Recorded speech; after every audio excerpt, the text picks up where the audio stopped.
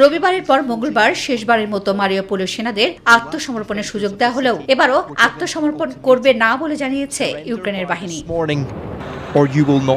অবরুদ্ধ মারিউপোলে ইউরোপের অন্যতম বৃহৎ ইস্পাত কারখানা ভস্টলের মাটির নিচে আশ্রয় নিয়েছে ইউক্রেনের সেনা এবং সাধারণ মানুষ। দেশটির উপপ্রধানমন্ত্রী ইরিনা ভেরশুক মস্কোর কাছে মহিলা শিশু প্রবীণদের ওই স্থান থেকে বের করে আনার আবেদন জানালেও রাশিয়ার দাবি কারখানার নিচে ২৫০০ ইউক্রেনীয় যোদ্ধা ও ৪০০ ভাড়াটে সেনা রয়েছে।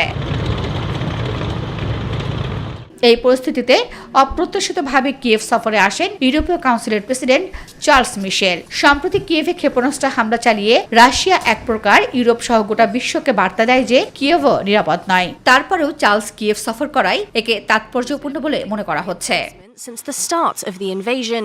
এদিকে সম্প্রতি ইউক্রেনকে $৮০ কোটি সামরিক সহায়তা ঘোষণার পর এবার একাধিক যুদ্ধ বিমান ও বিমানের অংশ পেয়েছে ইউক্রেন, এমন ঘোষণা দিয়েছে যুক্তরাষ্ট্র।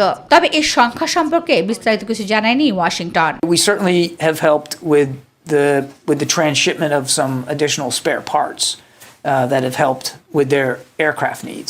এই ঘোষণার পরই সারমাট নামে পারমাণবিক অস্ত্র বহনে সক্ষম আন্তঃমহাদেশীয় ব্যালিস্টিক ক্ষেপণাস্ত্রের সফল পরীক্ষার ঘোষণা দেয় রাশিয়া। এই ক্ষেপণাস্ত্রকে বিশ্বসেরা দাবি করে রুশ প্রেসিডেন্ট ভ্লাদিমির পুতিন বলেছেন, যারা রাশিয়াকে হুমকি দেওয়ার চেষ্টা করে তাদের দুইবার ভাবতে বাধ্য করবে এই ক্ষেপণাস্ত্র, কারণ এটি পৃথিবীর যে কোনো প্রান্তের লক্ষ্যবস্তুতে আঘাত হানতে সক্ষম। Действительно уникальное оружие будет укреплять